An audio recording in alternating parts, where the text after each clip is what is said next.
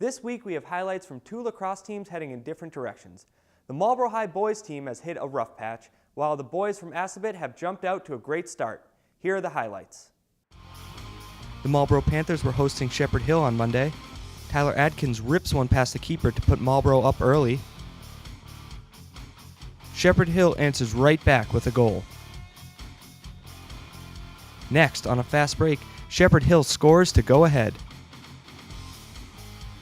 Eric Bastarache scores to tie the game up. Isaiah Washington puts one in shortly after to give the Panthers the lead. From that point on, it was all Shepherd Hill. With the game tied at 3 to start the second quarter, the Rams have a scoring outburst to take control of the game. A relentless offensive attack leads to 8 second quarter goals.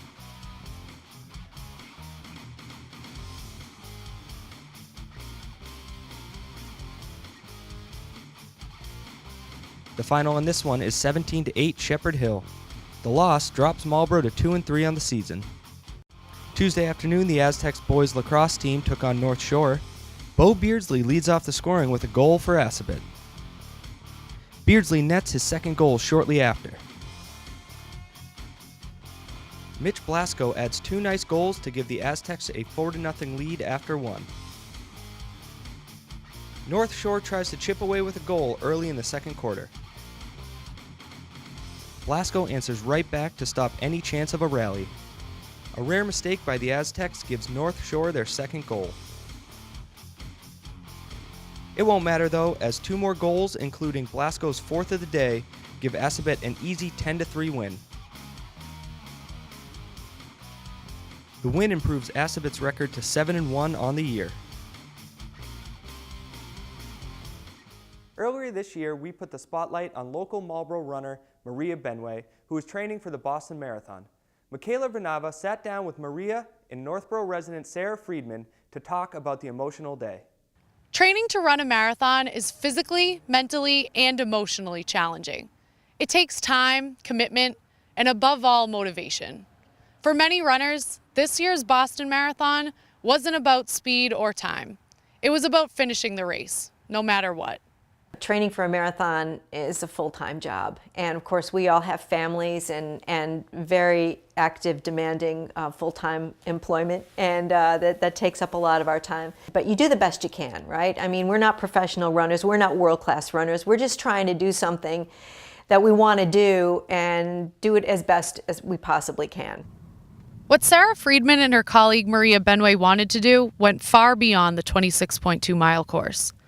They were running for their coworker and friend Roseanne, who was severely injured at the finish line last year when the bombs went off. Roseanne was standing right next to the second explosion. She lost her right leg above the knee. She's a lovely person, she's a well-respected person, and when people found out that she was hurt, everyone was devastated and everyone wanted to help.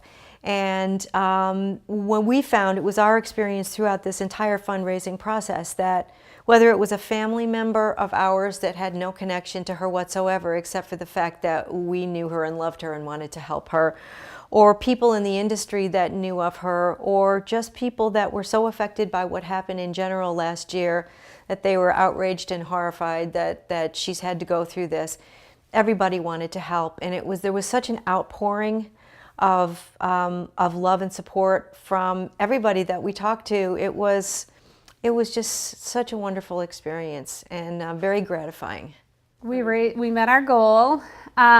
We raised just around $32,000, and our goal was $30,000. That money is going towards a prosthetic for Roseanne. She's looking to do, a blade for running and stuff, so it's going to go towards her.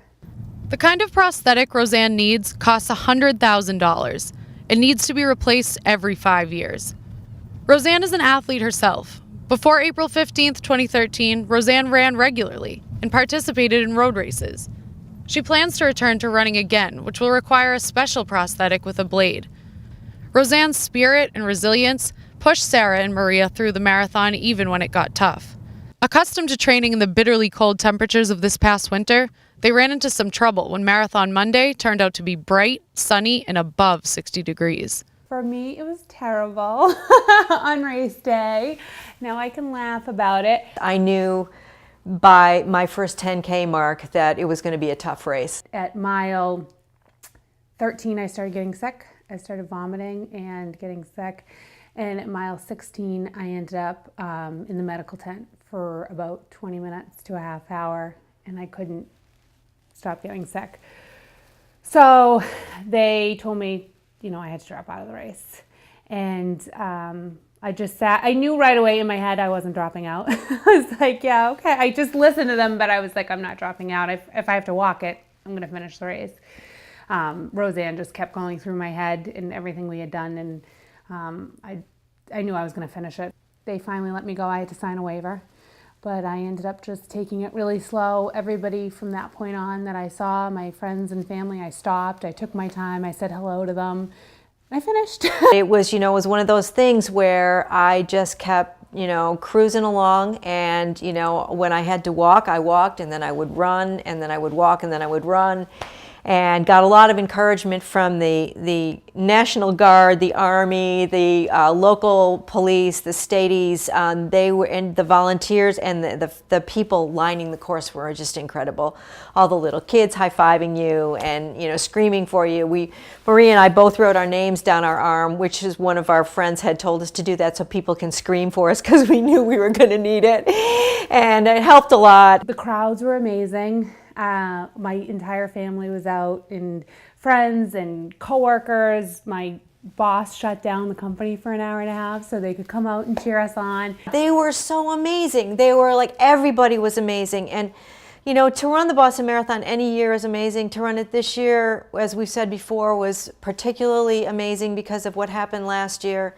And then to have the extra honor of running it for Roseanne was just all those things taken together. So, and the crowd felt it too. They were like, everybody was just cheering us on, and so happy that so many people came out to run the race, because it's such an important day in Boston, you know. And I was in Brookline somewhere, I don't remember where, and I looked over, and there was this lovely female Boston police officer standing over the side with one of her coworkers, and she's screaming for me, "Go Sarah, go." And I just blew her a kiss, and she blew me back a kiss.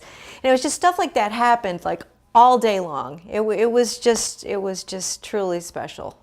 A special day for more reasons than one, and an accomplishment to be proud of. It was one of the most exciting days of my life. I think I visualized crossing that finish line 1,000 times. It's just like, oh my gosh, I did this. You know, and you run across the finish line and you look at everybody, and the volunteers are amazing. They act like you just won the race. They're like, congratulations, this is so great. You know, it was such a great feeling. If you'd like to make a donation to help Roseanne, you can visit the link on the bottom of your screen. For WMCT TV Sports, I'm Michaela Vernava. As always, we will leave you with scores from earlier in the week. For WMCT TV Sports, I'm Tom Brown.